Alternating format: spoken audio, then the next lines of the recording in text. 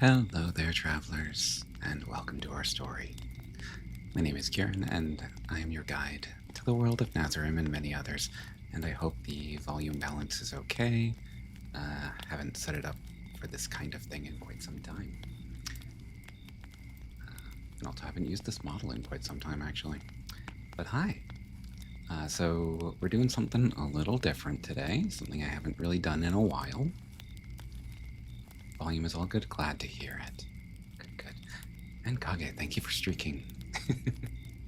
So we're doing something a little different tonight. We are doing a little story time session, and thank goodness it's actually still daylight out where I am right now, because I know once darkness falls, some of my neighbors are going to be breaking out the fireworks, and that's going to make some background noise. So it's probably good that I'm doing this now as opposed to later. Anyway, so what we're going to do tonight, we're going to do a little kind of ASMR-ish story time. And for tonight, I have selected, kind of in honor of, happy 4th, in honor of the occasion, a piece of classic American literature, specifically from my favorite literary period, the Romantic period.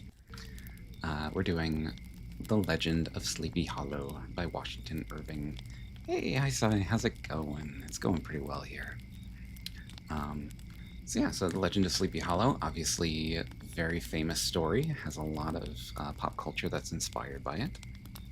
It was first published actually in 1819 in a collection of stories called The Sketchbook of Geoffrey Crayon, Gentleman. A lot of other media, a lot of like cartoons and movies and things have been based on it. A lot of authors are inspired by it. Obviously, there was the movie with Johnny Depp a number of years ago. And, of course, The Legend of Sleepy Hollow is also one of several inspirations for the character of Lloyd Harker. In fact, I was initially going to be naming him after a character in this story, but decided to go with something else. So it's a fun little tale. Hello, Gomez. You're just in time to join us for story time. I apologize. Okay. So I guess without further ado, I'm just gonna jump right into the story. So, The Legend of Sleepy Hollow by Washington Irving. Found among the papers of the late Diedrich Knickerbocker. And it opens up actually with a passage from a 1700s poem called Castle of Indolence. A pleasing land of drowsy head it was, of dreams that wave before the half-shut eye, and of gay castles in the clouds that pass, forever flushing round a summer sky.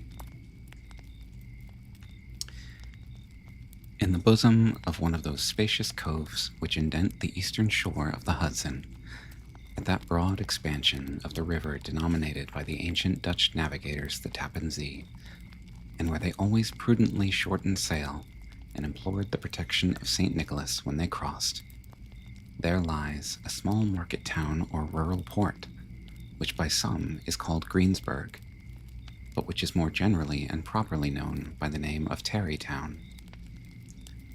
This name was given, we are told, in former days, by the good housewives of the adjacent country, from the inveterate propensity of their husbands to linger about the village tavern on market days.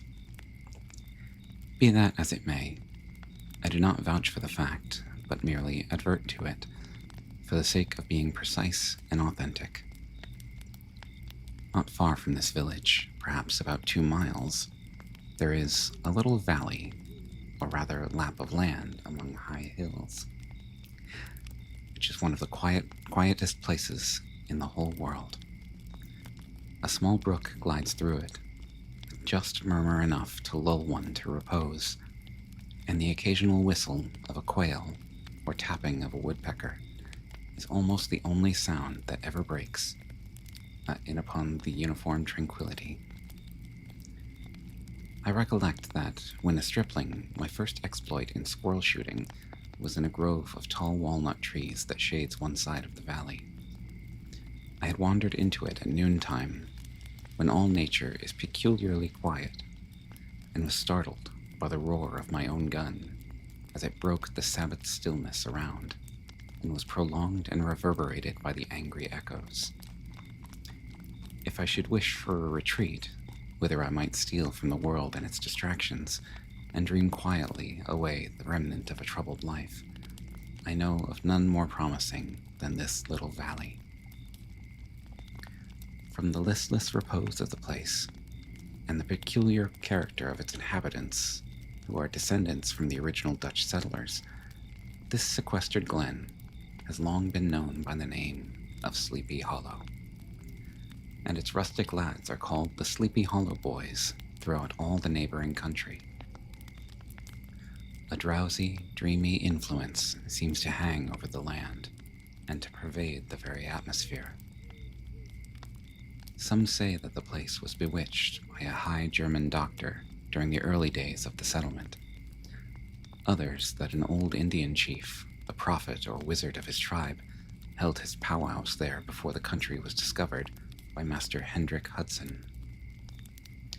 Certain it is, the place still continues under the sway of some witching power that holds a spell over the minds of the good people, causing them to walk in a continual reverie. They are given to all kinds of marvelous beliefs, are subject to trances and visions, and frequently see strange sights and hear music and voices in the air. The whole neighborhood abounds with local tales, haunted spots, and twilight superstitions. Stars shoot and meteors glare oftener across the valley than in any other part of the country, and the nightmare, with her whole ninefold, seems to make it the favorite scene of her gambols.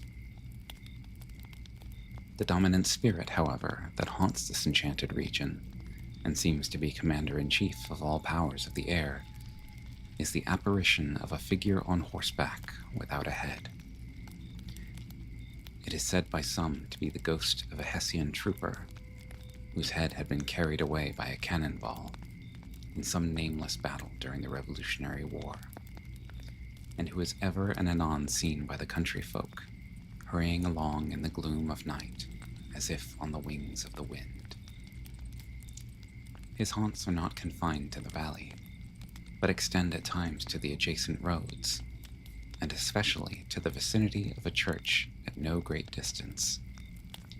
Indeed, certain of the most authentic historians of those parts, who have been careful in collecting and collating the floating facts concerning the spectre, allege that the body of the trooper having been buried in the churchyard, the ghost rides forth to the scene of battle in nightly quest of his head, and that the rushing speed with which he sometimes passes along the hollow, like a midnight blast, is owing to his being belated, and in a hurry to get back to the churchyard before daybreak.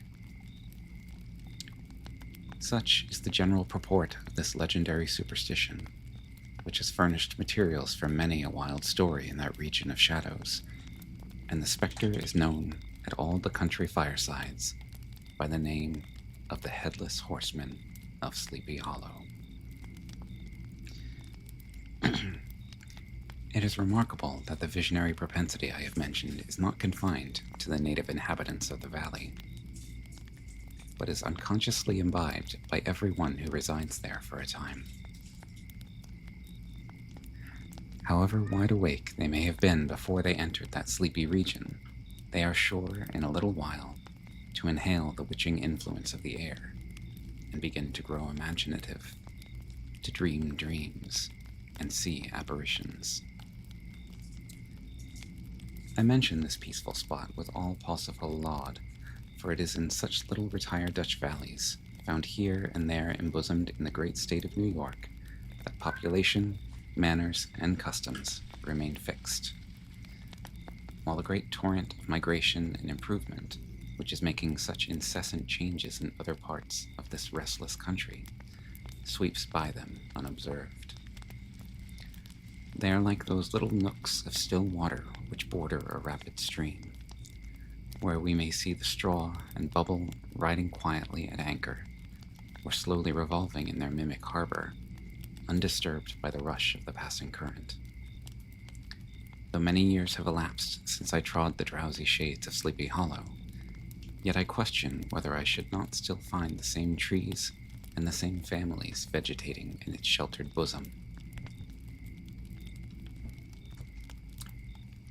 In this byplace of nature, there abode, in a remote period of American history, that is to say, some 30 years since, a worthy wight of the name of Ichabod Crane, who sojourned, or as he expressed it, tarried in Sleepy Hollow, for the purpose of instructing the children of the vicinity.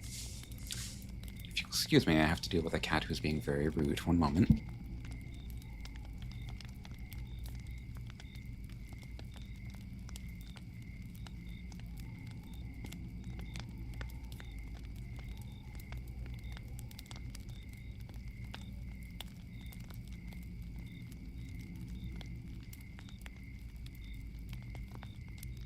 Sorry about that. Anyway, Ichabod Crane. He was a native of Connecticut, a state which supplies the Union with pioneers for the mind, as well as for the forest, and sends forth yearly its legions of frontier woodsmen and country schoolmasters. The cognomen of Crane was not inapplicable to his person. He was tall, but exceedingly lank, with narrow shoulders, long arms and legs, hands that dangled a mile out of his sleeves, feet that might have served for shovels, and his whole frame most loosely hung together. His head was small and flat at top, with huge ears, large green glassy eyes, and a long snipe nose, so that it looked like a weathercock perched upon his spindle neck to tell which way the wind blew. To see him striding along the profile of a hill on a windy day, with his clothes bagging and fluttering about him, one might have mistaken him for the genius of famine descending upon the earth, or some scarecrow eloped from a cornfield. His schoolhouse was a low building of one large room, rudely constructed of logs, the windows partly glazed, partly patched with leaves of old copybooks. It was most ingeniously secured at vacant hours by a withe twisted in the handle of the door, and stakes set against the window shutters, so that, though a thief might get in with perfect ease, he would find some embarrassment in getting out, an idea most probably borrowed by the architect Jost van Houten from the mystery of an eel pot. The schoolhouse stood in a rather lonely but pleasant situation, just at the foot of a woody hill, with a brook running close by, and a formidable birch tree growing at one end of it. From hence the low murmur of his pupils' voices, conning over their lessons, might be heard in a drowsy summer's day, like the hum of a beehive, interrupted now and then by the authoritative voice of the master in the tone of menace or command, or, peradventure, by the appalling sound of the birch, as he urged some tardy loiterer along the flowery path of knowledge. Truth to say, he was a conscientious man, and ever bore in mind the golden maxim, spare the rod and spoil the child.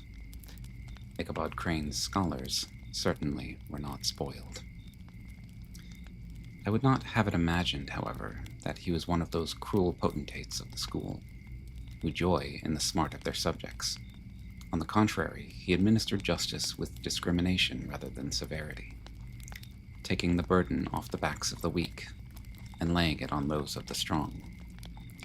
Your mere puny stripling that winced at the least flourish of the rod was passed by with indulgence, but the claims of justice were satisfied by inflicting a double portion on some little, tough, wrong-headed, broad-skirted Dutch urchin who sulked and swelled and grew dogged and sullen beneath the birch.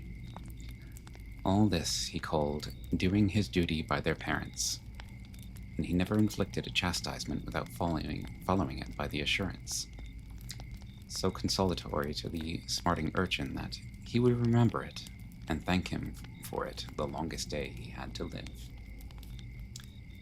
When school hours were over, he was even the companion and playmate of the larger boys, and on holiday afternoons would convoy some of the smaller ones home who happened to have pretty sisters, or good housewives for mothers, noted for the comforts of the cupboard. Indeed, it behooved him to keep on good terms with his pupils. The revenue arising from his school was small, and would have been scarcely sufficient to furnish him with daily bread, for he was a huge feeder, and, though lank, had the dilating powers of an anaconda. But to help out his maintenance, he was, according to country custom in those parts, boarded and lodged at the houses of the farmers, whose children he instructed. With these he lived successfully a week at a time, thus going the rounds of the neighborhood with all his worldly effects tied up in a cotton handkerchief. That all this might not be too onerous on the purses of his rustic patrons, who are apt to consider the cost of schooling a grievous burden, and schoolmasters as mere drones, he had various ways of rendering himself both useful and agreeable. He assisted the farmers occasionally in the lighter labors of their farms, helped to make hay, mended the fences, took the horses to water, drove the cows from pasture, and cut wood for the winter fire.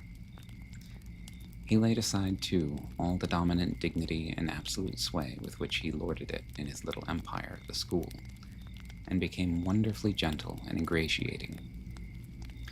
He found favor in the eyes of the mothers by petting the children, particularly the youngest, and like the lion bold, which whilom so magnanimously the lamb did hold, he would sit with a child on one knee, and rock a cradle with his foot for whole hours together.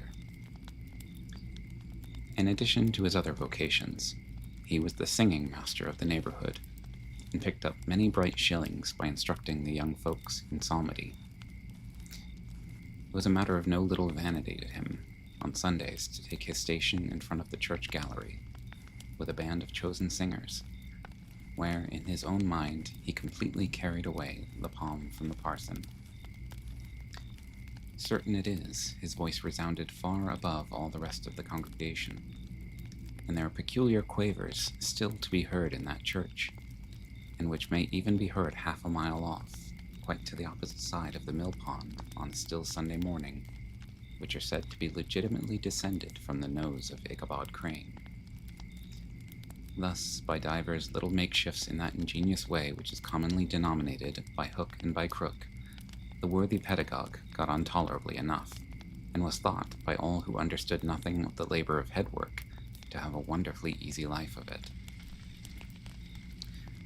The schoolmaster is generally a man of some importance in the female circle of a rural neighborhood, being considered a kind of idle, gentleman-like personage, of vastly superior taste and accomplishments to the rough country swains, and indeed inferior in learning only to the parson.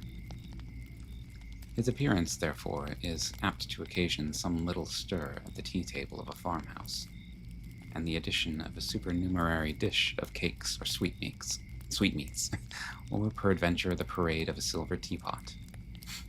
Our man of letters, therefore, was peculiarly happy in the smiles of all the country damsels. How he would figure among them in the churchyard between services on Sundays, gathering grapes for them from the wild vines that overrun the surrounding trees, reciting for their amusement all the epitaphs on the tombstones, or sauntering with a whole bevy of them along the banks of the adjacent mill pond, while the more bashful country bumpkins hung sheepishly back, envying his superior elegance and address. From his half-itinerant life, also, he was a kind of traveling gazette, carrying the whole budget of local gossip from house to house, so that his appearance was always greeted with satisfaction. He was, moreover, esteemed by the women as a man of great erudition, for he had read several books quite through, and was a perfect master of Cotton Mather's History of New England Witchcraft, in which, by the way, he most firmly and potently believed. He was, in fact, an odd mixture of small shrewdness and simple credulity. His appetite for the marvelous and his powers of digesting it were equally extraordinary, and both had been increased by his residence in this spellbound region. No tale was too gross or monstrous for his capacious swallow.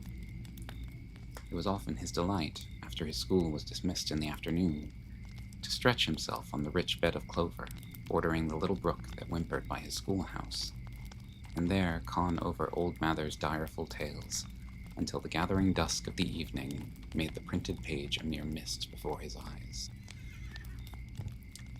Then, as he wended his way by swamp and stream and awful woodland to the farmhouse where he happened to be quartered, every sound of nature at that witching hour fluttered his excited imagination.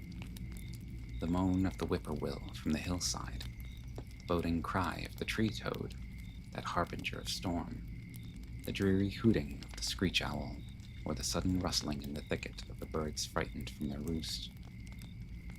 The fireflies, too, which sparkled most vividly in the darkest places, now and then startled him, as one of uncommon brightness would stream across his path, and if, by chance, a huge blockhead of a beetle came winging his blundering flight against him, the poor varlet was ready to give up the ghost, with the idea that he was struck with a witch's token.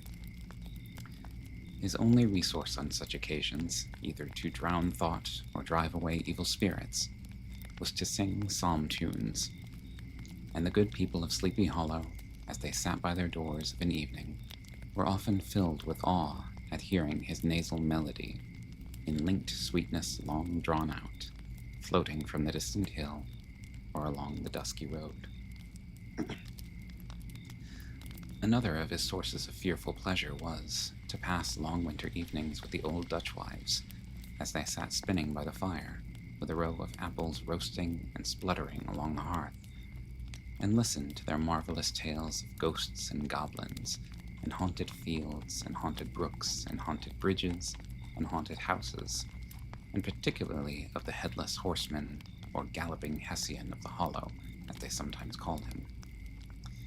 He would delight them equally by his anecdotes of witchcraft, and of the direful omens and portentous signs and sounds in the air, which prevailed in the earlier times of Connecticut, and would frighten them woefully with speculations upon comets and shooting stars, and with the alarming fact that the world did absolutely turn round, and that they were half the time topsy-turvy. But if there was a pleasure in all this, while snugly cuddling in the chimney corner of a chamber that was all of a ruddy glow from the crackling wood fire, and where, of course, no spectre dared to show his face, it was dearly purchased by the terrors of his subsequent walk homewards. What fearful shapes and shadows beset his path amidst the dim and ghastly glare of a snowy night? With what wistful look did he eye every trembling ray of light streaming across the waste fields from some distant window? How often was he appalled by some shrub covered with snow, which, like a sheeted spectre, beset his very path?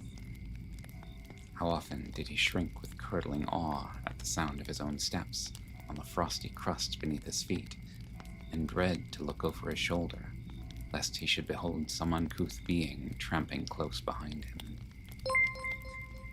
Calypsy VT, thank you for following, and welcome to our story. And how often was he thrown into complete dismay by some rushing blast, howling among the trees, in the idea that it was the galloping Hessian on one of his nightly scourings.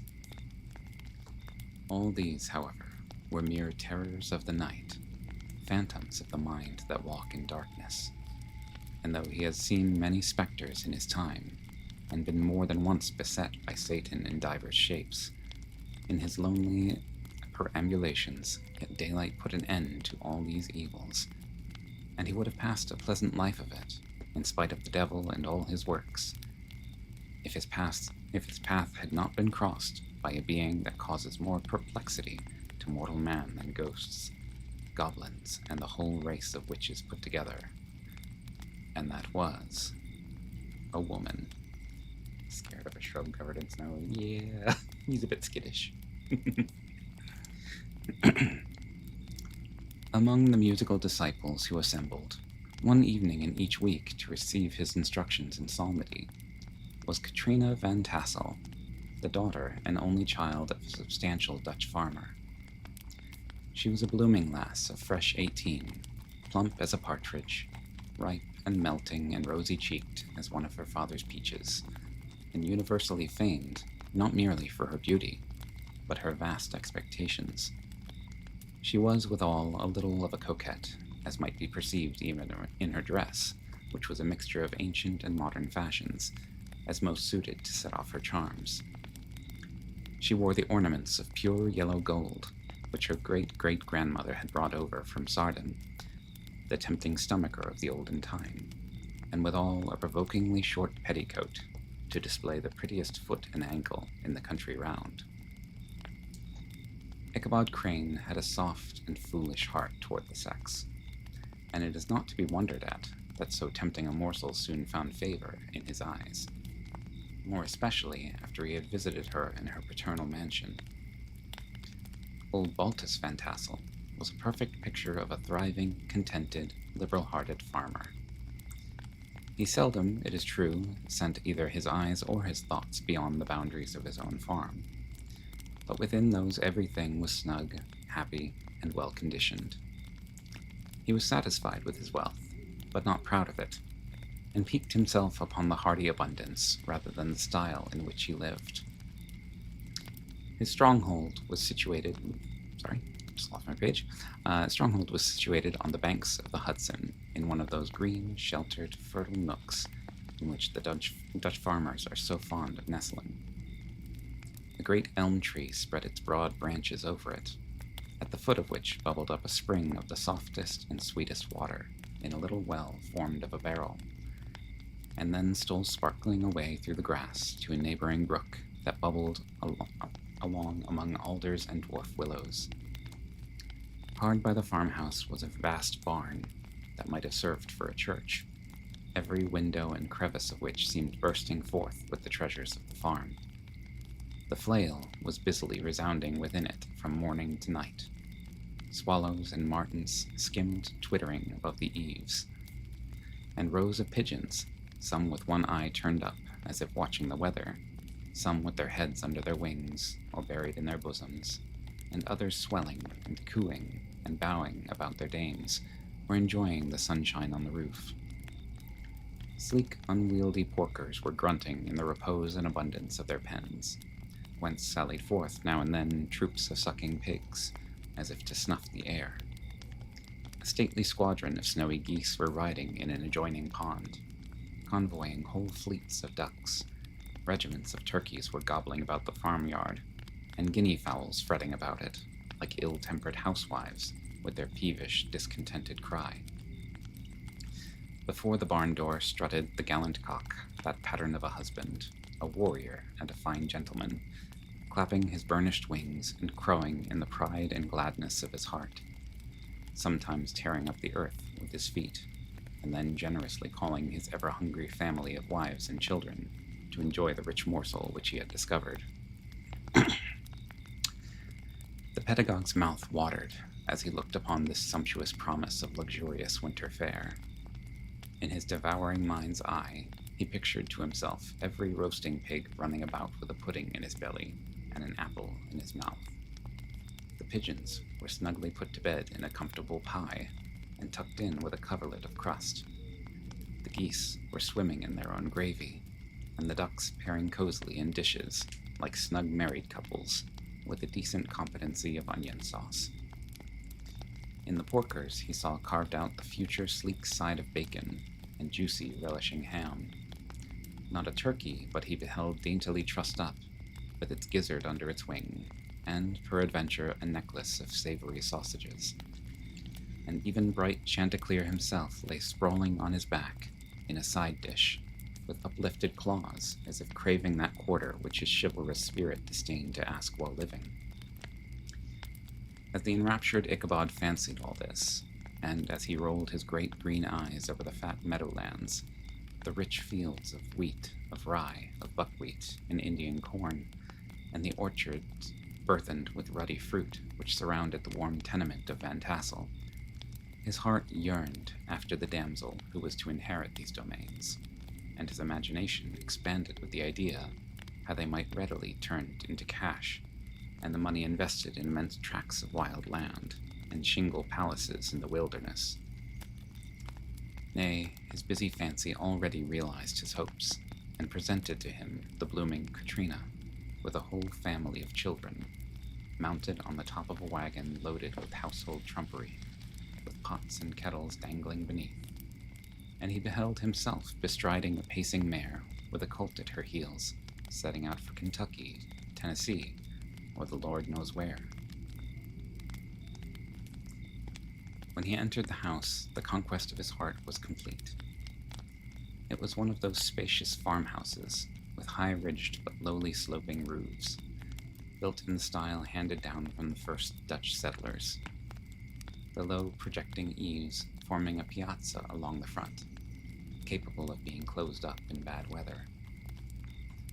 Under this were hung flails, harness, various utensils of husbandry, and nets for fishing in the neighboring river. Benches were built along the sides for summer use, and a great spinning wheel at one end and a churn at the other showed the various uses to which this important porch might be devoted.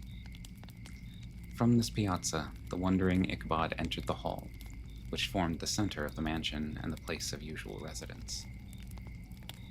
Here, rows of resplendent pewter, ranged on a long dresser, dazzled his eyes. In one corner stood a huge bag of wool, ready to be spun. In another, a quantity of linsey woolsey just from the loom, ears of Indian corn, and strings of dried apples and peaches, hung in gay festoons along the walls, mingled with the god of red peppers. And a door left ajar gave him a peep into the best parlor, where the claw-footed chairs and dark mahogany tables shone like mirrors. Andirons, with their accompanying shovel and tongs, glistened from their covert of asparagus tops. Mock oranges and conch shells decorated the mantelpiece. Strings of various colored birds' eggs were suspended above it. A great ostrich egg was hung from the center of the room, and the corner cupboard, knowingly left open, displayed immense treasures of old silver and well-mended china. From this moment, Ichabod laid his eyes upon these regions of delight, and the peace of his mind was at an end, and his only study was how to gain the affections of the peerless daughter of Van Tassel.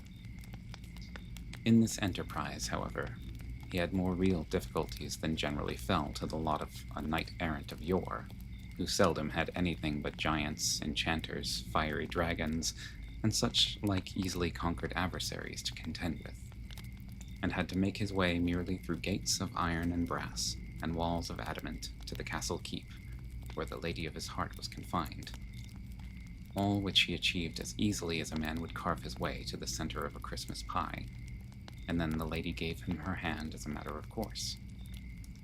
Ichabod, on the contrary, had to win his way to the heart of a country coquette, beset with a labyrinth of whims and caprices, which were forever presenting new difficulties and impediments. And he had to encounter a host of fearful adversaries of real flesh and blood, the numerous rustic admirers who beset every portal to her heart, keeping a watchful and angry eye upon each other, but ready to fly out in the common cause against any new competitor. Among these, the most formidable was a burly, roaring, roistering blade of the name of Abraham, or, according to the Dutch abbreviation, Brom van Brunt, the hero of the country road, which rang with his feats of strength and hardihood. He was a broad-shouldered and double-jointed, with short, curly black hair, and a bluff but not unpleasant countenance, having a mingled air of fun and arrogance. From his Herculean frame and great powers of limb, he had received the nickname of Brom Bones, by which he was universally known. He was famed for great knowledge and skill in horsemanship, being as dexterous on horseback as a Tartar. He was foremost at all races and cockfights, and, with the ascendancy which bodily strength always acquires in rustic life, was the umpire in all disputes, setting his hat on one side, and giving his decisions with an air and tone admitting of no gainsay or appeal. He was always ready for either a fight or a frolic, but had more mischief than ill will in his composition, and with all his overbearing roughness, there was a strong dash of waggish good humor at bottom.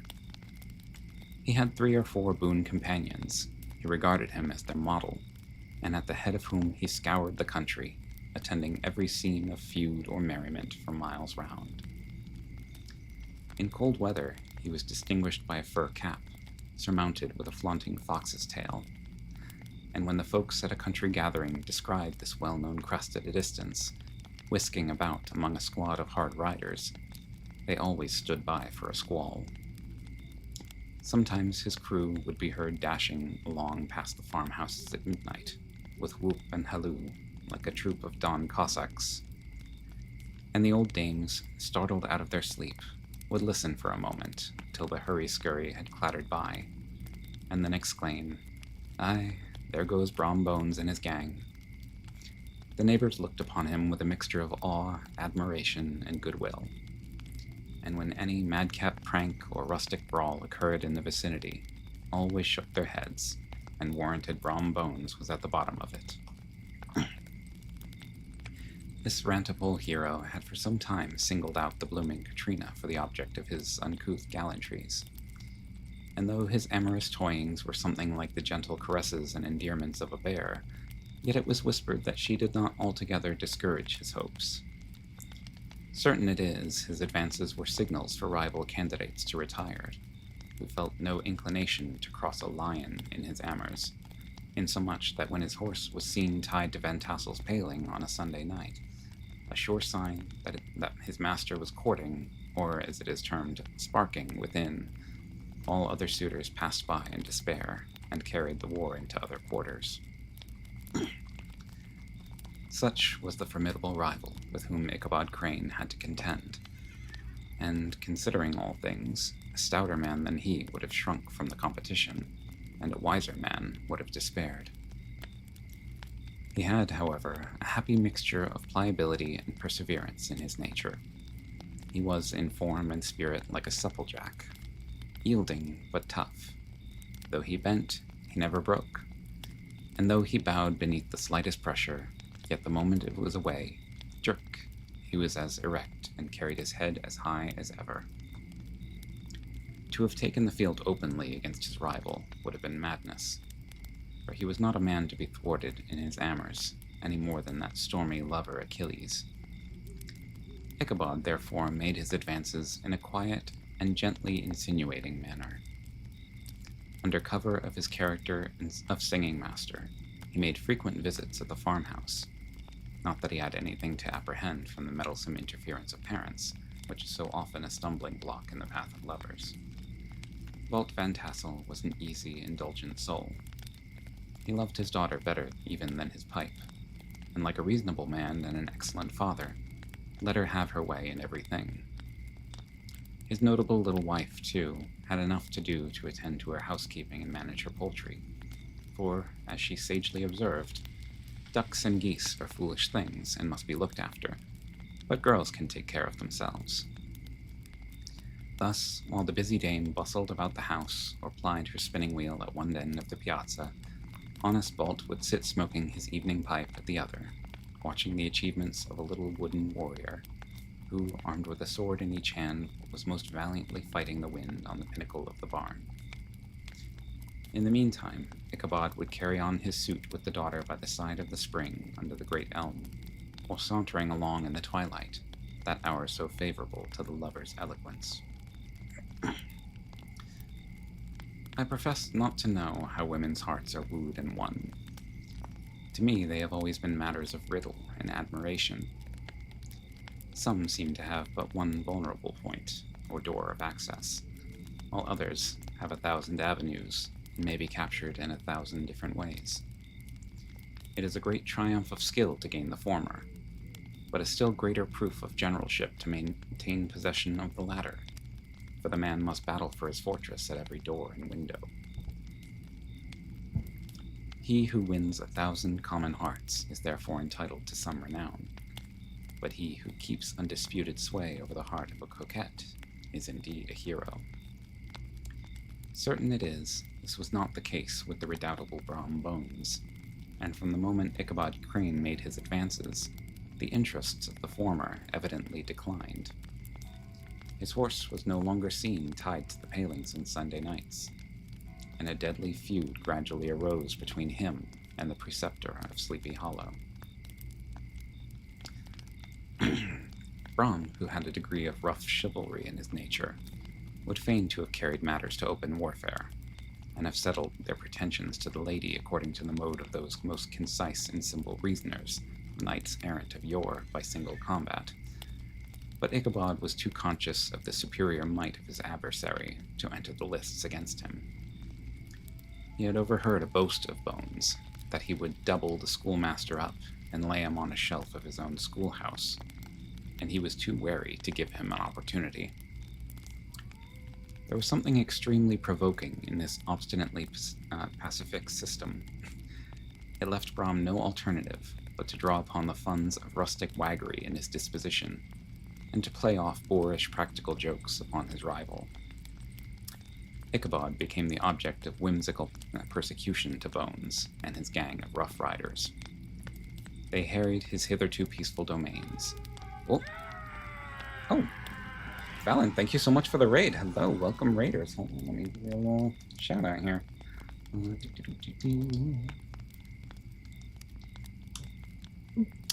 Thank you so much for raiding. Hello, everyone. If you're new to the channel, hi, my name is Kieran, and I am your guide to the world of Nazarene and many others.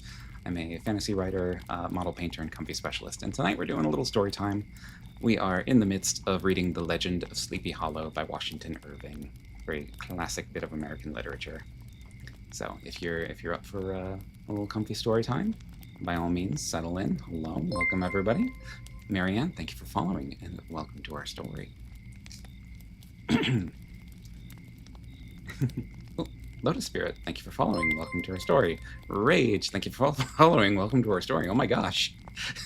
And Valen, thank you for following. Welcome to our story. Oh my god. Dino Dan and Sunset Clouds.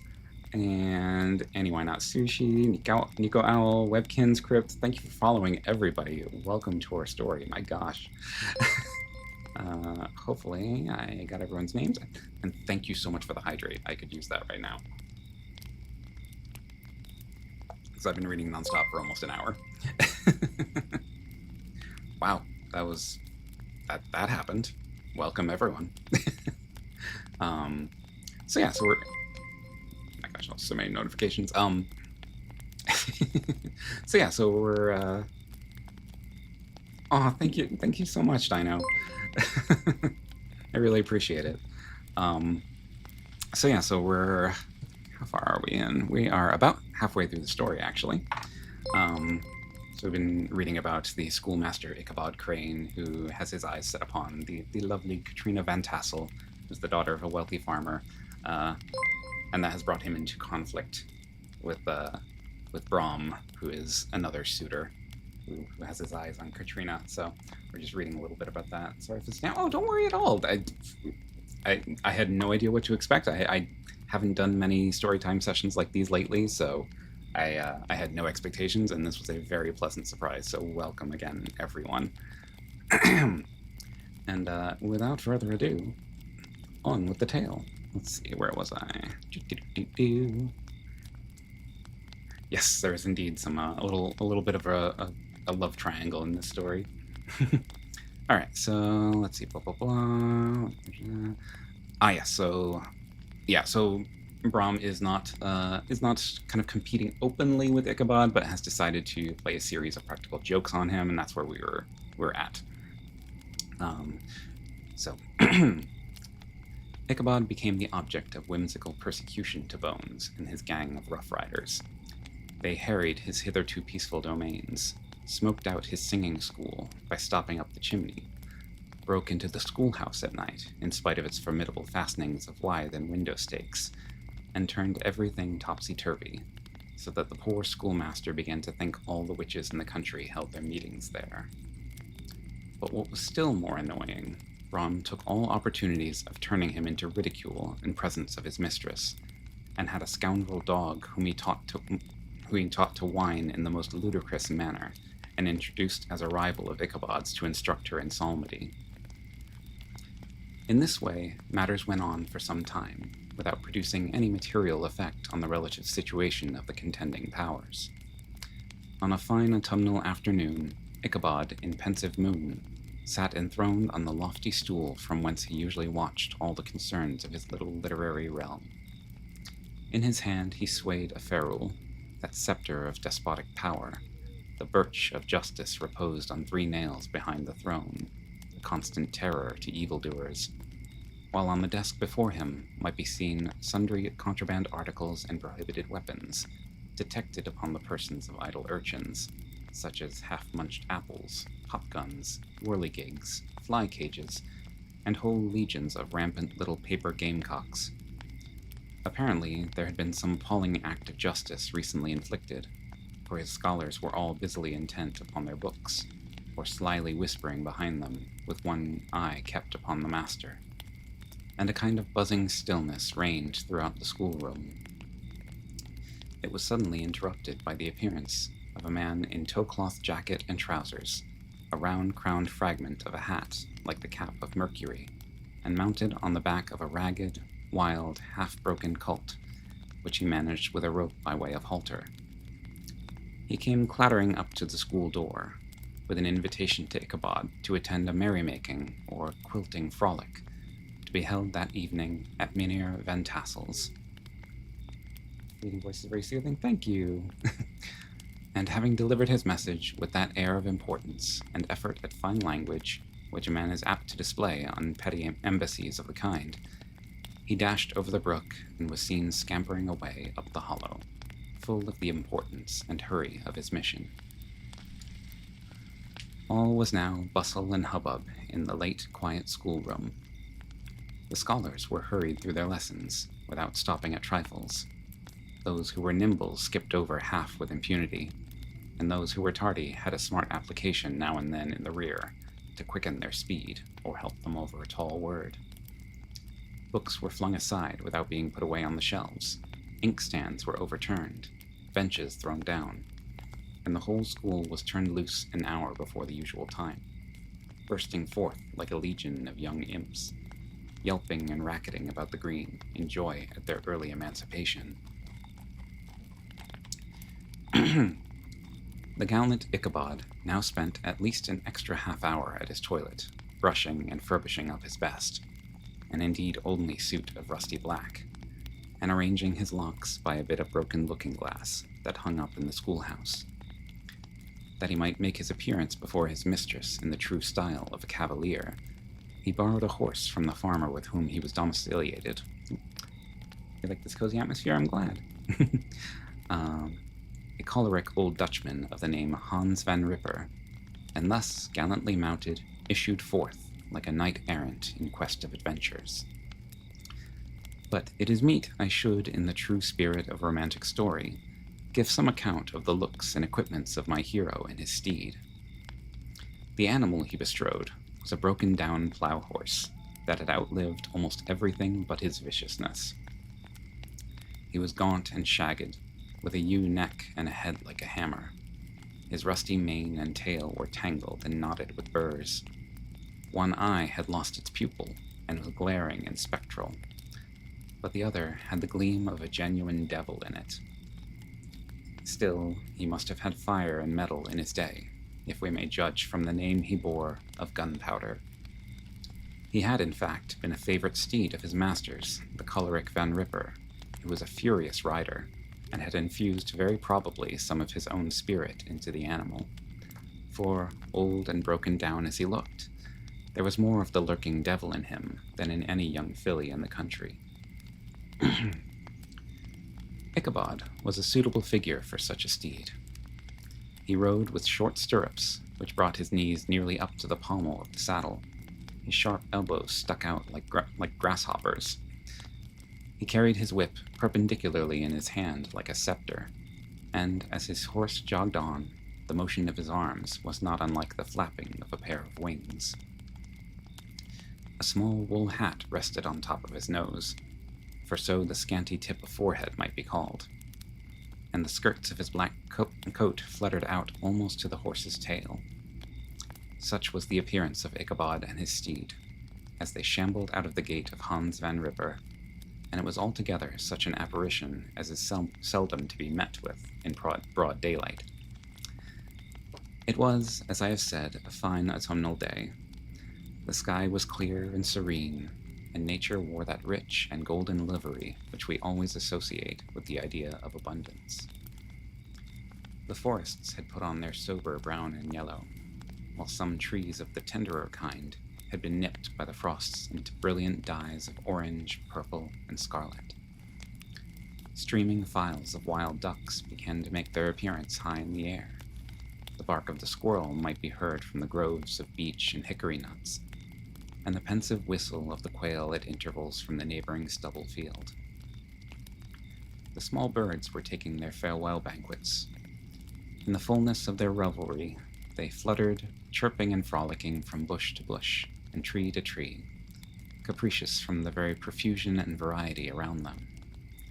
There was the honest cock-robin, the favorite game of stripling sportsmen, with its loud, querulous note, and the twittering blackbirds flying in sable clouds, and the golden-winged woodpecker with his crimson crest, his broad black gorget, and splendid plumage, and the cedar bird with its red-tipped wings and yellow-tipped tail, and its little Montero cap of feathers, and the blue jay, that noisy coxcomb, in his gay light blue coat and white underclothes, screaming and chattering, nodding and bobbing and bowing, and pretending to be on good terms with every songster of the grove. As Ichabod jogged slowly on his way, his eye, ever open to every symptom of culinary abundance, ranged with delight over the treasures of jolly autumn. On all sides he beheld vast store of apples, some hanging in oppressive opulence on the trees, some gathered into baskets and barrels for the market, others heaped up in rich piles for the cider press.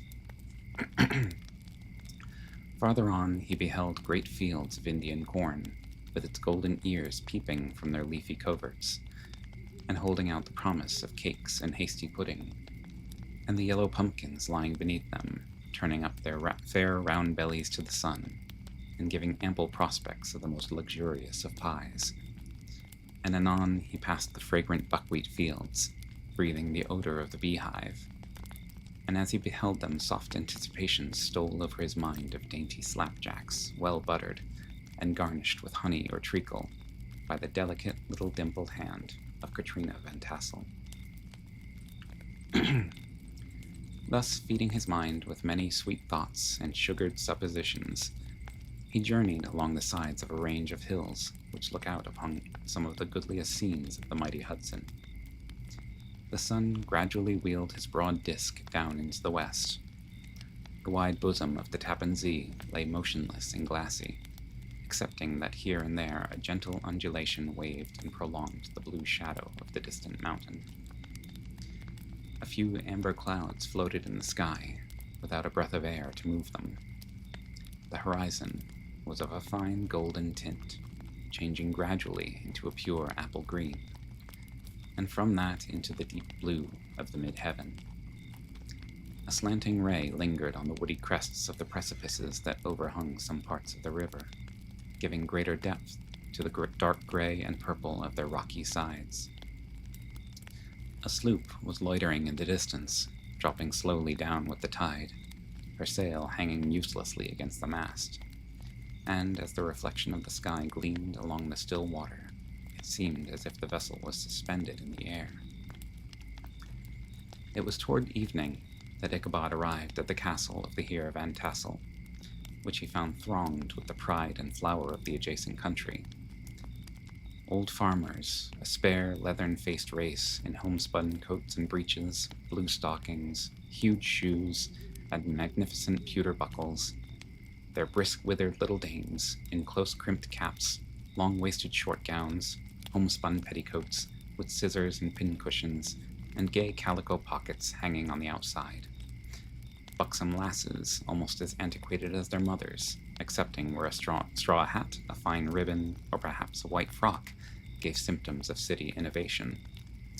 The sons, in short, square-skirted coats, with rows of stupendous brass buttons, and their hair generally queued in the fashion of the times, especially if they could procure an eel skin for the purpose, it being esteemed throughout the country as a potent nourisher and strengthener of the hair.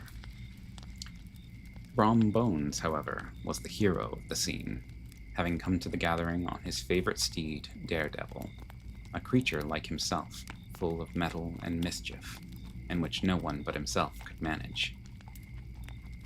That horse clopping is completely coincidental, by the way. He was, in fact, noted for preferring vicious animals, given to all kinds of tricks, which kept the rider in constant risk of his neck, for he held a tractable, well-broken horse as unworthy of a lad of spirit. Fain would I pause to dwell upon the world of charms that burst upon the enraptured gaze of my hero, as he entered the state parlor of Van Tassel's mansion, not those of the bevy of buxom lasses with their luxurious display of red and white, but the ample charms of a genuine Dutch country tea-table in the sumptuous time of autumn. Such heaped-up platters of cakes and various and almost indescribable kinds known only to the experienced Dutch housewives. There was the dowdy donut, the tenderer ollie cake, and the crisp and crumbling cruller, sweet cakes and short cakes, ginger cakes and honey cakes, and the whole family of cakes. And then there were apple pies and peach pies and pumpkin pies, besides slices of ham and smoked beef, and moreover delectable dishes of preserved plums and peaches and pears and quinces, not to mention broiled shad and roasted chickens, together with bowls of milk and cream, all mingled higgledy-piggledy, pretty much as I have enumerated them, with the motherly teapot sending up its clouds of vapor from the midst. Heaven bless the mark. I want breath and time to discuss this banquet as it deserves, and am too eager to get on with my story. Happily, Ichabod Crane was not in so great a hurry as his historian, but did ample justice to every dainty. He was a kind and thankful creature, whose heart dilated in proportion as his skin was filled with good cheer, and whose spirits rose with eating, as some men's do with drink. He could not help, too, rolling his large eyes round him as he ate, and chuckling with the possibility that he might one day be lord of all this scene of almost unimaginable luxury and splendor. Then, he thought, how soon he'd turn his back upon the old schoolhouse, snap his fingers in the face of Hans Van Ripper and every other patron, and kick any itinerant pedagogue out of doors that should dare to call him comrade. Old Baltus Van Tassel moved among his guests with a face dilated with content and good humor, round and jolly as the harvest moon. His hospitable attentions were brief but expressive, being confined to a shake of the hand, a slap on the shoulder, a loud laugh, and a pressing invitation to fall to and help themselves. And now the sound of the music from the common room or hall summoned to the dance. The musician was an old gray-headed man who had been the itinerant orchestra of the neighborhood for more than half a century. His instrument was as old and battered as himself. The greater part of the time he scraped on 2 or 3 strings, accompanying every movement of the bow with a motion of the head, bowing almost to the ground, and stamping with his foot whenever a fresh couple were to start.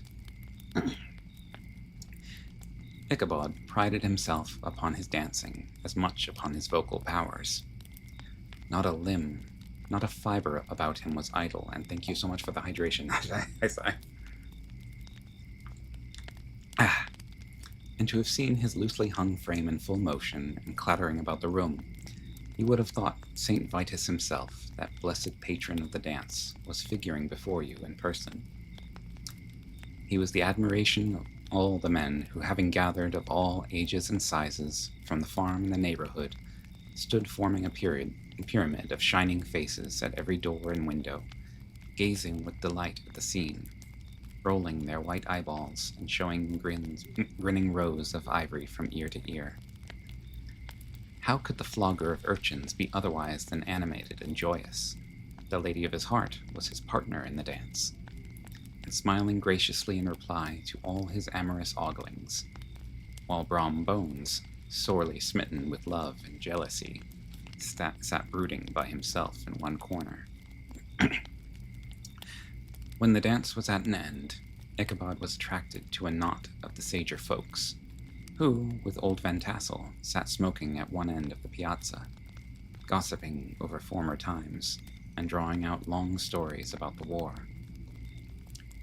This neighborhood, at the time of which I am speaking, was one of those highly favored places which abound with chronicle and great men. The British and American line had run near it during the war. It had, therefore, been the scene of marauding and infested with refugees, cowboys, and all manner of border chivalry. Just sufficient time had elapsed to enable each storyteller to dress up his tale with a little becoming fiction, and in the indistinctness of his recollection to make himself the hero of every exploit. There was the story of Dafu Martling, a large blue-bearded Dutchman who had nearly taken a British frigate with an old iron 9-pounder from a mud breastwork, only that his gun burst at the 6th discharge. And there was an old gentleman who shall be nameless, being too rich a mynheer to be lightly mentioned, who, in the Battle of the White Plains, being an excellent master of defense, parried a musket ball with a small sword, insomuch that he absolutely felt it whiz round the blade and glance off at the hilt, in proof of which he was ready at any time to show the sword, with the hilt a little bent. There were several more that had been equally great in the field, not one of whom but was persuaded that he had considerable hand in bringing the war to a happy termination. Yeah. But all these were nothing to the tales of ghosts and apparitions that succeeded. The neighborhood is rich in legendary treasures of the kind. Local tales and superstitions thrive best in these sheltered, long-settled retreats, but are trampled underfoot by the shifting throng that forms the population of most of our country places. Besides, there is no encouragement for ghosts in most of our villages, for they have scarcely had time to finish their first nap and turn themselves in their graves before their surviving friends have traveled away from the neighborhood. So that when they turn out at night to walk their rounds, they have no acquaintance left to call upon. This is perhaps the reason why we so seldom hear of ghosts, except in our long-established Dutch communities. The immediate cause, however, of the prevalence of supernatural stories in these parts was doubtless owing to the vicinity of Sleepy Hollow. There was a contagion in the very air that blew from that haunted region.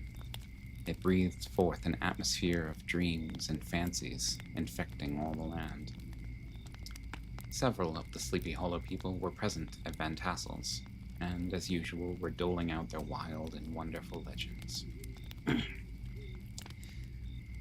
Many dismal tales were told about funeral trains, and mourning cries and wailings heard and seen about the great tree where the unfortunate Major Andre was taken, and which stood in the neighborhood. Some mention was also made of the woman in white that haunted the dark glen at Raven Rock, and was often heard to shriek on winter nights before a storm, having perished there in the snow. The chief part of the stories, however, turned upon the favorite specter of Sleepy Hollow, the Headless Horseman, who had been heard several times of late patrolling the country, and, it was said, tethered his horse nightly among the graves in the churchyard. The sequestered situation of this church seems always to have made it a favorite haunt of troubled spirits. It stands on a knoll surrounded by locust trees and lofty elms, from among which its decent whitewashed walls shine modestly forth, like Christian purity beaming through the shades of retirement.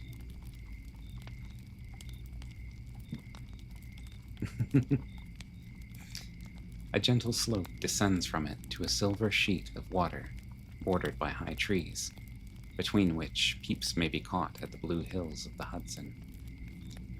To look upon its grass-grown yard, where the sunbeams seem to sleep so quietly, one would think that there at least the dead might rest in peace. On one side of the church extends a wide woody dell, along which raves a large brook among broken rocks and trunks of fallen trees. Over a deep black part of the stream, not far from the church, was formerly thrown a wooden bridge.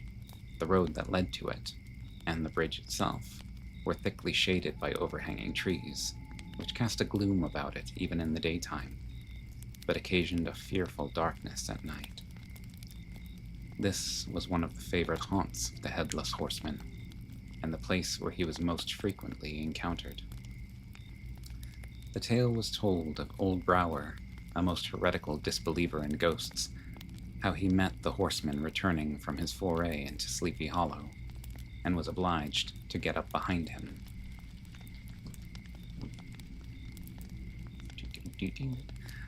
How they galloped over bush and brake, over hill and swamp, until they reached the bridge, when the horseman suddenly turned into a skeleton, threw old Brower into the brook, and sprang away over the treetops with a clap of thunder. This story was immediately matched by a thrice marvelous adventure of Brom Bones, who made light of the galloping Hessian as an errant jockey. He affirmed that, on returning one night from the neighboring village of Sing Sing, he had been overtaken by this midnight trooper, that he had offered to race with him for a bowl of punch, and should have won it too, for Daredevil beat the goblin horse all hollow. But just as they came to the church bridge, the Hessian bolted and vanished in a flash of fire. All these tales, told in that drowsy undertone with which men talk in the dark, and the countenances of the listeners only now and then receiving a casual gleam from the glare of a pipe, sank deep in the mind of Ichabod. He repaid them in kind with large extracts from his invaluable author, Cotton Mather, and added many marvelous events that had taken place in his native state of Connecticut, and fearful sights which he had seen in his nightly walks about Sleepy Hollow. The revel now gradually broke up. The old farmers gathered together their families in their wagons, and were heard for some time rattling along the hollow roads and over the distant hills. Some of the damsels mounted on pillions behind their favorite swains, and their light-hearted laughter, mingling with the clatter of hoofs, echoed along the silent woodlands, sounding fainter and fainter until they gradually died away, and the late scene of noise and frolic was all silent and deserted. Ichabod only lingered behind, according to the custom of country lovers, to have a tete-a-tete with the heiress, fully convinced that he was now on the high road to success. What passed at this interview I will not pretend to say, for in fact I do not know. Something, however, I fear me must have gone wrong, for he certainly sallied forth, after no very great interval, with an air quite desolate and chop-fallen. Oh, these women, these women. Could that girl have been playing off any of her coquettish tricks? Was her encouragement of the poor pedagogue all a mere sham to secure her conquest of his rival? Heaven only knows, not I. Let it suffice to say, Ichabod stole forth with the air of one who had been sacking on a hen roost, rather than a fair lady's heart. Without looking to the right or left to notice the scene of rural wealth on which he had so often gloated, he went straight to the stable, and with several hearty cuffs and kicks, roused his steed most uncourteously from the comfortable quarters in which he was soundly sleeping, dreaming of mountains of corn and oats, and whole valleys of timothy and clover. It was the very witching time of night that Ichabod, heavy-hearted and crestfallen, pursued his travels homewards along the sides of the lofty hills which rise above Tarrytown, and which he had traversed so cheerily in the afternoon. The hour was as dismal as himself. Far below him, the Tappan Zee spread its dusky and indistinct waste of waters, with here and there the tall mast of a sloop, riding quietly at anchor under the land. In the dead hush of midnight, he could even hear the barking of the watchdog from the opposite shore of the Hudson, but it was so vague and faint as only to give an idea of his distance from this faithful companion of man. Now and then, too, the long-drawn crowing of a cock accidentally awakened would sound far, far off, from some farmhouse away among the hills. But it was like a dreaming sound in his ear. No signs of life occurred near him, but occasionally the melancholy chirp of a cricket, or perhaps the guttural twang of a bullfrog, from a neighboring marsh, as if sleeping uncomfortably and turning suddenly in its bed. All the stories of ghosts and goblins that he had heard in the afternoon now came crowding upon his recollection. The night grew darker and darker. Stars seemed to sink deeper in the sky, and driving clouds occasionally hid them from his sight. He had never felt so lonely and dismal. He was, moreover, approaching the very place where many of the scenes of the ghost stories had been laid.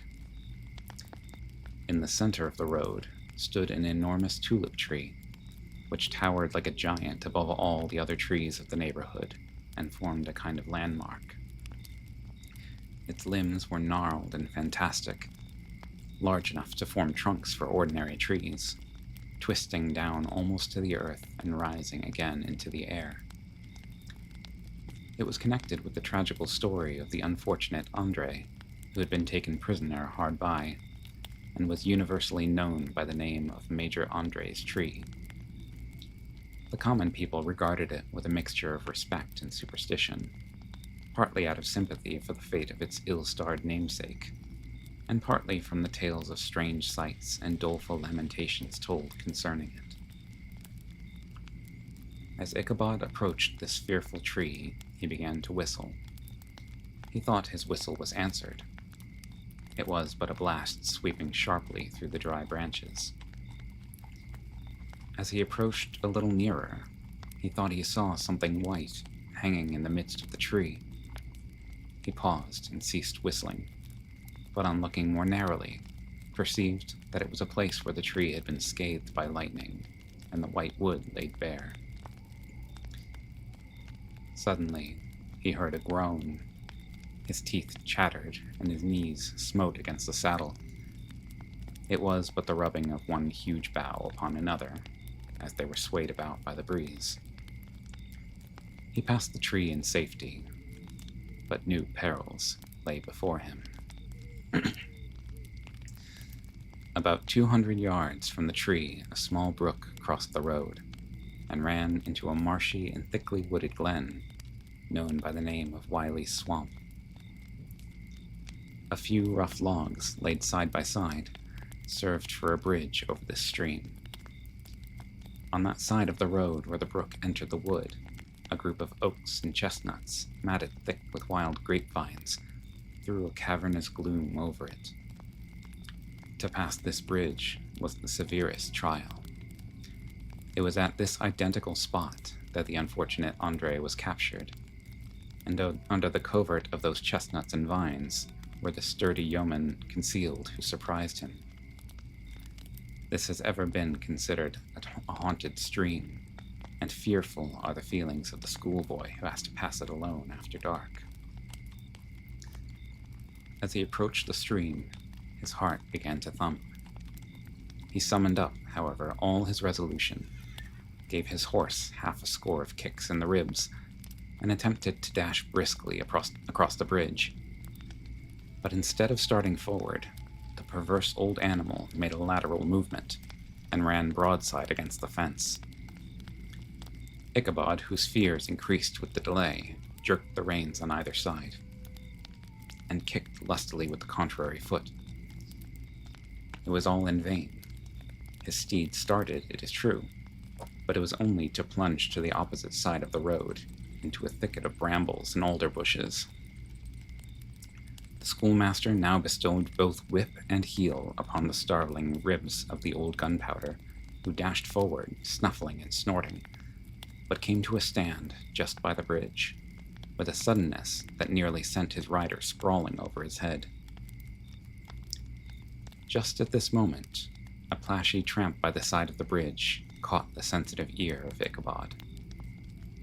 In the dark shadow of the grove, on the margin of the brook, he beheld something huge, misshapen, black, and towering.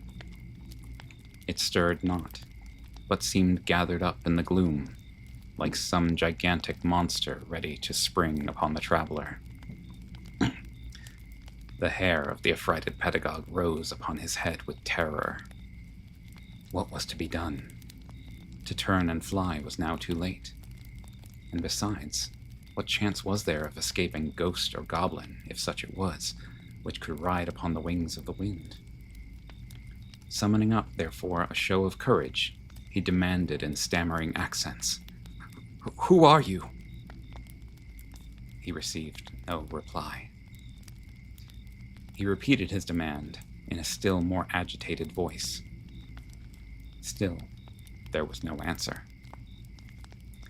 Once more he cudgeled the sides of the inflexible gunpowder, and, shutting his eyes, broke forth with involuntary fervor into a psalm tune. Just then, the shadowy object of alarm put itself in motion, and, with a scramble and a bound, stood at once in the middle of the road.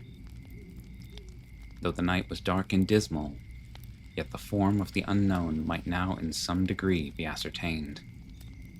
He appeared to be a horseman of large dimensions, and mounted on a black horse of powerful frame.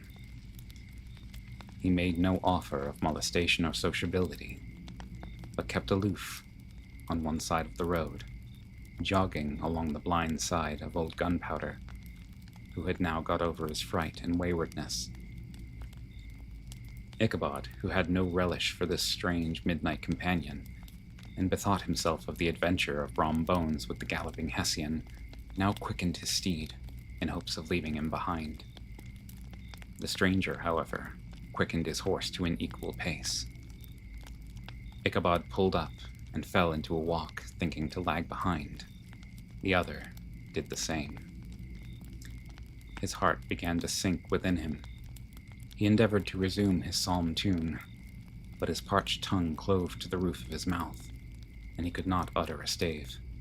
There was something in the moody and dogged silence of this pertinacious companion that was mysterious and appalling. It was soon fearfully accounted for. On mounting a rising ground which brought the figure of his fellow traveler in relief against the sky, gigantic in height and muffled in a cloak, Ichabod was horror-struck on perceiving that he was headless. But his horror was still more increased on observing that the head, which should have rested on his shoulders, was carried before him on the pommel of his saddle. His terror rose to desperation. He rained a shower of kicks and blows upon Gunpowder, hoping by a sudden movement to give his companion the slip. But the spectre started full jump with him. Away then they dashed, through thick and thin, stones flying and sparks flashing at every bound. Ichabod's flimsy garments fluttered in the air as he stretched his long, lank body away over his horse's head in the eagerness of his flight. They had now reached the road which turns off to Sleepy Hollow, but Gunpowder, who seemed possessed with a demon, instead of keeping up it, made an opposite turn, and plunged headlong downhill to the left. This road leads through a sandy hollow, shaded by trees for about a quarter of a mile, where it crosses the bridge famous in goblin story, and just beyond swells the green knoll on which stands the whitewashed church. As yet, the panic of the steed had given his unskillful rider an apparent advantage in the chase, but just as he had got halfway through the hollow, the girths of the saddle gave way, and he felt it slipping from under him. He seized it by the pommel and endeavored to hold it firm, but in vain, and had just time to save himself by clasping old Gunpowder around the neck, when the saddle fell to the earth, and he heard it trampled underfoot by his pursuer. For a moment, the terror of Hans Van Ripper's wrath passed across his mind, for it was his Sunday saddle, but this was no time for petty fears. The goblin was hard on his haunches, and, unskillful rider that he was, he had much ado to maintain his seat, sometimes slipping on one side, sometimes on another, and sometimes jolted on the high ridge of his horse's backbone with a violence that he verily feared would cleave him asunder. An opening in the trees now cheered him with the hopes that the church bridge was at hand. The wavering reflection of a silver star in the bosom of the brook told him that he was not mistaken. He saw the walls of the church dimly glaring under the trees beyond. He recollected the place where Brom Bones' ghostly competitor had disappeared. "If I can but reach that bridge," thought Ichabod, "I am safe." Just then he heard the black steed panting and blowing close behind him. He even fancied that he felt its hot breath. Another convulsive kick in the ribs, and old Gunpowder sprang upon the bridge. He thundered over the resounding planks. He gained the opposite side, and now Ichabod cast a look behind to see if his pursuer should vanish, according to rule, in a flash of fire and brimstone. Just then he saw the goblin rising in his stirrups, and in the very act of hurling his head at him. Ichabod endeavored to dodge the horrible missile, but too late. It encountered his cranium with a tremendous crash. He was tumbled headlong into the dust, and Gunpowder, the black steed, and the goblin rider passed by like a whirlwind. The next morning, the old horse was found without his saddle, and with the bridle under his feet, soberly cropping the grass at his master's gate. Ichabod did not make his appearance at breakfast. Dinner hour came, but no Ichabod. The boys assembled at the schoolhouse and strolled idly about the banks of the brook, but no schoolmaster. Hans Van Ripper now began to feel some uneasiness about the fate of poor Ichabod and his saddle. An inquiry was set on foot, and after diligent investigation they came upon his traces. In one part of the road leading to the church was found the saddle trampled in the dirt, the tracks of horses' hoofs deeply dented in the road, and evidently at furious speed, were traced to the bridge, beyond which, on the bank of a broad part of the brook, where the water ran deep and black, was found the hat of the unfortunate Ichabod, and close beside it, a shattered pumpkin. The brook was searched, but the body of the schoolmaster was not to be discovered. Hans Van Ripper, as executor of his estate, examined the bundle which contained all his worldly effects. They consisted of 2 shirts and a half, 2 stocks for the neck, a pair or 2 of worsted stockings, an old pair of corduroy small clothes, a rusty razor, a book of psalm tunes full of dog's ears, and a broken pitch pipe. As to the books and furniture of the schoolhouse, they belonged to the community, excepting Cotton Mather's History of Witchcraft, a New England almanac, and a book of dreams and fortune-telling, in which last was a sheet of foolscap much scribbled and blotted, in several fruitless attempts to make a copy of verses in honor of the heiress of Van Tassel.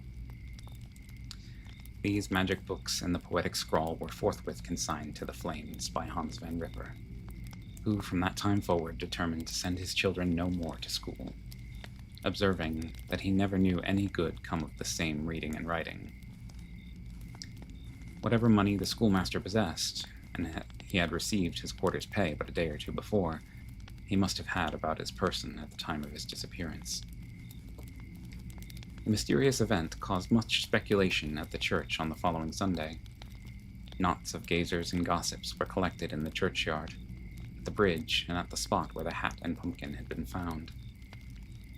Stories of Brower, of Bones, and a whole budget of others were called to mind, and when they had diligently considered them all and compared them with the symptoms of the present case, they shook their heads and came to the conclusion that Ichabod had been carried off by the galloping Hessian. As he was a bachelor and in nobody's debt, nobody troubled his head any more about him.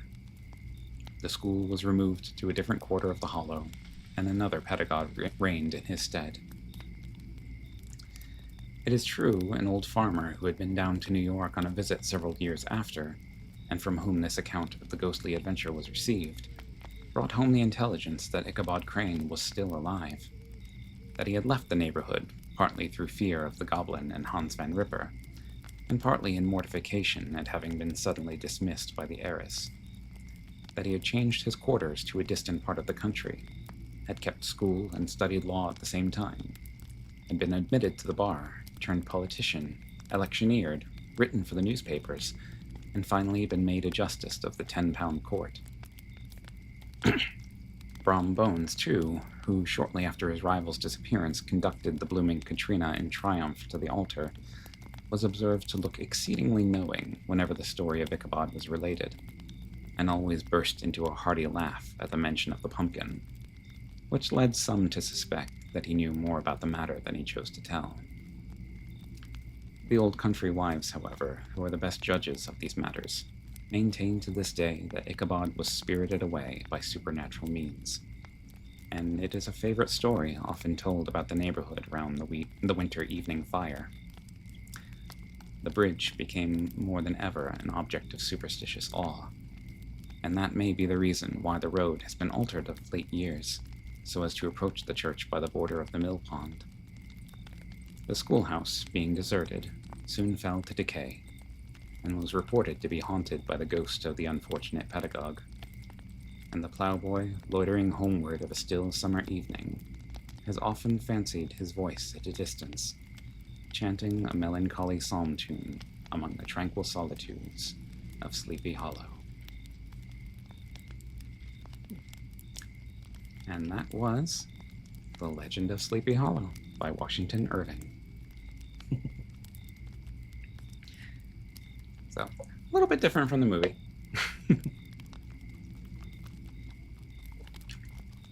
Need a drink. So, I hope you all enjoyed that. I haven't done a reading that long in quite some time. My voice is feeling it. So let's see here. So I probably am going to call it a night, especially because I am hearing the fireworks kick up, and it's probably going to be going on for a while. Let's see. So I'm looking around. I'm seeing who else is on right now, because we are going to do a little raid.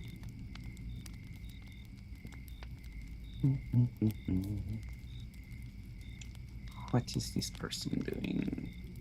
I see. Oh. I think I know. So since it is the 4th of July, I think we should go see someone who is playing a game that is very much in the spirit of the holiday. Let's see. Looks like... Oh, wow, they've been at it for a while, but it doesn't look like they're stopping anytime soon. So we are going to go and visit my friend Iris. So let's deliver a Wolfpack Love Attack to Iris, aka Potato Pack Gaming. As it looks like she is playing Broforce, which is one of the most patriotic games I think I've ever seen. Definitely a very different feel than what you have just sat and enjoyed, but it's a whole lot of fun. So let's see. All right. So I am going to release my schedule for the week tomorrow, more than likely. A week from tomorrow, actually, the 12th, I will be officially jumping into the Hataful Boyfriend collab as one of the characters there. So that's going to be a lot of fun. In the meantime, there will be a whole bunch of other stuff going on. I'll probably be streaming in the evenings because I gotta do a bunch of stuff during the day. But yeah, it's going to be a lot of fun. All right. So let's put in the raid. So there we go. Raid is in. Thank you once again to Valen for the raid and all the wonderful people who have followed as a result. Thank you so much. That honestly made my night. And I hope you enjoyed this little story time session. If you did, just let me know. I would be happy to do a lot more of these. I just obviously need to build up my voice's endurance so I can go for long periods. All right. So that's going to do it for me, guys. Like I said, I will be posting my schedule tomorrow. In the meantime, be good out there, be kind, and I will see you in the next chapter. Bye for now, travelers.